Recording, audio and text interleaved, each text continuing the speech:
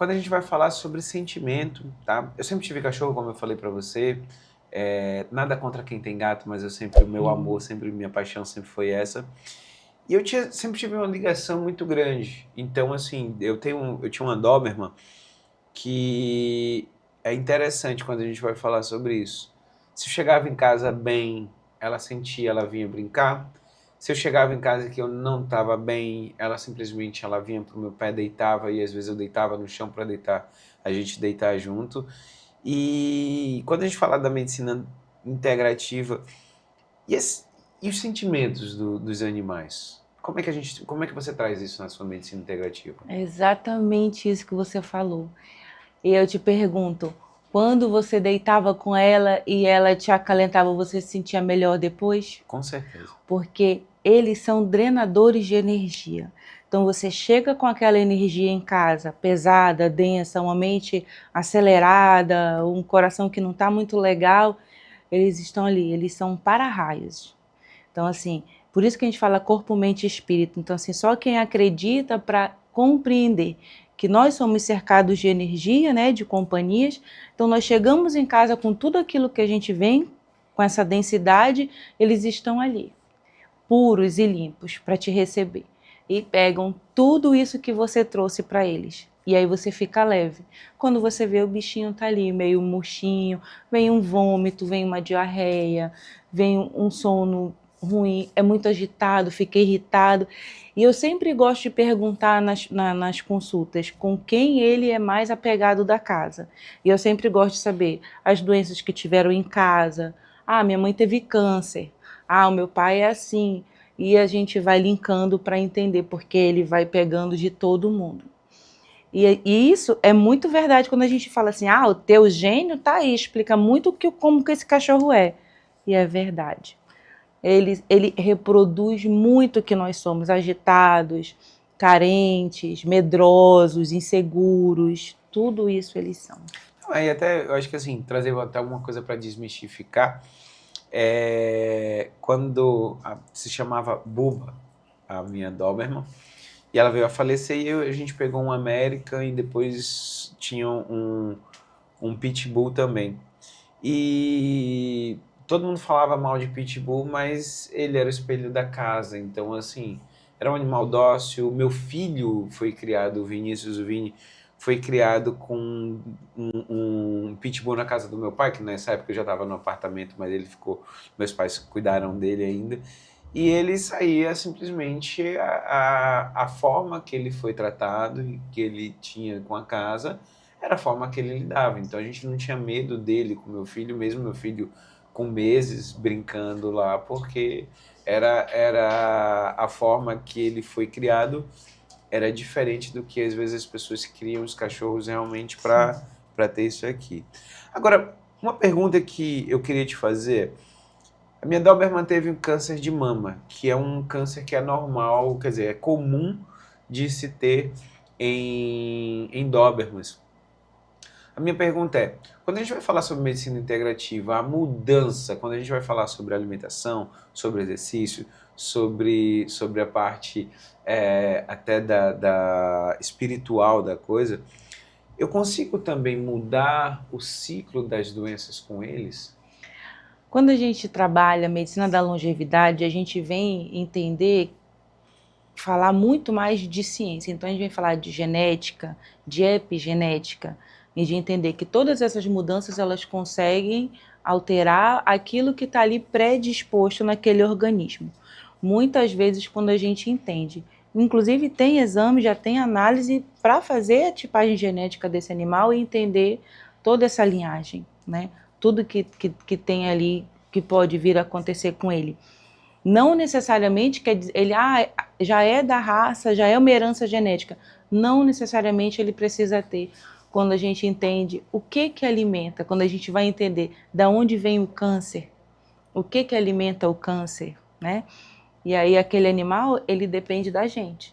Então o que está inflamando, como é que eu estou alimentando esse câncer, né? Através de tanto açúcar e tanto carboidrato, tudo disfarçado de outros nomes, mas está tudo ali. E a primeira coisa é retirar isso e transformar, né? para conseguir tratar realmente. A gente vai falar sobre as doenças, e aí a gente trouxe novas doenças advindo a mudança do estilo de vida deles, de exercício físico, de alimentação. O que deve chamar a atenção do tutor para você olhar para o seu animal e dizer assim, aqui não tá bom, tem alguma coisa aqui que não tá no dia a dia? Pergunta ótima. Eu vejo mensagens assim, se você ama seu animal, castre. Castrar evita câncer. Isso não existe, né? Uma coisa que não existe na medicina veterinária é a atenção para os hormônios. Esses animais são como nós, eles precisam dos seus hormônios. Testosterona e progesterona não são só hormônios das glândulas sexuais. Eles estão dispersos em todo o nosso organismo. A gente precisa até para evitar ter catarata, principalmente para a parte de articulação. Então a gente castra o animal e daqui a pouco a gente tem um osteosarcoma. Isso não é falado. Então, o que a gente precisa entender? Eu castrei o meu animal cedo, porque alguém me falou que precisava. E aí, ele castrou e vai ficar mais gordo. Mas ninguém explica por que ele fica mais gordo. O que realmente está acontecendo? Então, se eu já tenho essa atenção para isso, não adianta eu colocar uma ração light para ele. Porque ele já está com deficiência de hormônio. Aí ele vai começar a ter deficiência de outras coisas. E aí ele fala assim, ele perdeu aquela energia toda, ele agora é quietinho, ele não fica mais marcando o território, ele é mais tranquilo. Não é isso, né? Não existe isso de ficar quietinho, porque ele não está bem. Mudou tudo. Uma diminuição. Exatamente. Então, esses hormônios tão essenciais, com uma baixa, a gente fica ali sem ânimo, sem vontade de nada. E o que a gente normaliza? Está envelhecendo. E faz parte do processo. Está velhinho, é assim mesmo. Ele dura no máximo 12, 15 anos no máximo. Gente, o cão mais velho do mundo morreu com 31 anos.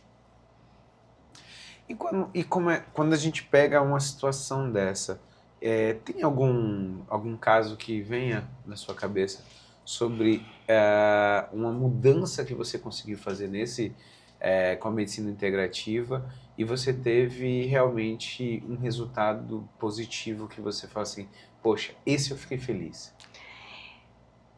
Sem demagogia nenhuma, todos os meus pacientes eles demonstram uma melhora significativa nos primeiros meses do tratamento, quando esse tutor ele entende que realmente a gente precisa começar pela alimentação. Eu sempre falo para todos, pode ser um paciente oncológico, dermatológico, de doenças articulares que chegam muitos já com parestesia, com muita dificuldade de locomoção, mas todos estão com déficit de músculo, de massa magra, com excesso de gordura, com uma desordem, com muito açúcar nesse sangue, com alimentações extremamente erradas. Então eu falo que o melhor anti-inflamatório da vida começa pela alimentação. Lembra quando o médico fala pra gente uma gripe, né? Um atestado e fala, durma bem, coma, né? Se alimente bem, descanse, bastante água. Não é diferente para o animal. Comer bem, água boa, ter atividade física, fazer jejum. Então eu sempre falo para eles, eu não vou entrar com nenhuma suplementação no momento. Eu quero que a gente comece limpando esse organismo. E aí eu tenho vídeos de pacientes que não subiam mais a escada e estão subindo escada e voltam a correr. Pacientes que coçavam desesperadamente e começam a mudar. E eu falo assim, ele está mais disposto, doutora. Ele está animado. E eu fico, nossa, já? Né? Então, assim, é visual. É visual a mudança. Essa parte hormonal que você falou tão bem, me veio na cabeça muito sobre isso. Quando você faz a castração, que você tem toda a alteração, a testosterona ela faz parte da parte muscular. Exatamente. Você precisa, hoje em dia, quando a gente vai falar, vou trazer um pouquinho para o ser humano saudável, existe um momento que a grande maioria dos homens 40 a mais estão fazendo reposição de testosterona. Muitos ainda não entenderam que se comesse bem, fizesse exercício físico e diminuísse o estresse, ele ia melhorar, mas é mais fácil fazer reposição. Mas vamos lá, não vamos julgar ninguém. Hoje em dia, para o pet, a gente chega nesse nível de se precisar fazer reposição hormonal, sim, terapia hormonal, tudo direitinho? Sim, exatamente. Precisa. Manaus ainda não existe exames para dosar esses hormônios nos pacientes, porque infelizmente não há essa solicitação de outros colegas. O que é mais interessante na medicina integrativa é pensar assim, eu sou clínica geral, mas poderíamos ter cardiologistas, endócrinos, nutricionistas, neurologistas, ortopedistas, assim como existe no resto do Brasil, para entender que esses animais precisam disso e solicitarem a dosagem desses hormônios. A gente solicita os de tireoide, porque o valor é absurdamente caro aqui em Manaus para fazer essa dosagem. Eu trabalho com a biorressonância magnética.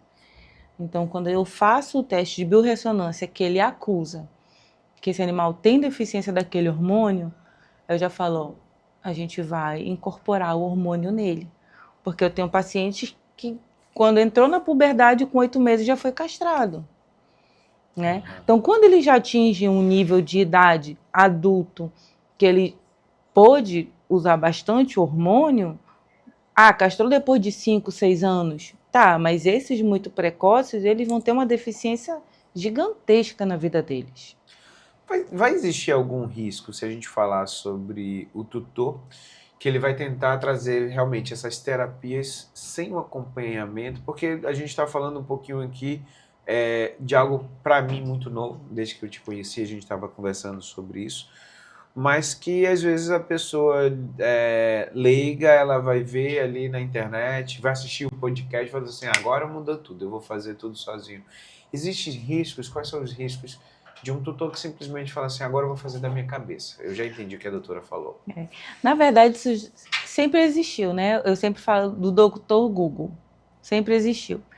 E eu gosto muito daquela frase que a diferença entre o remédio e o veneno está na dose.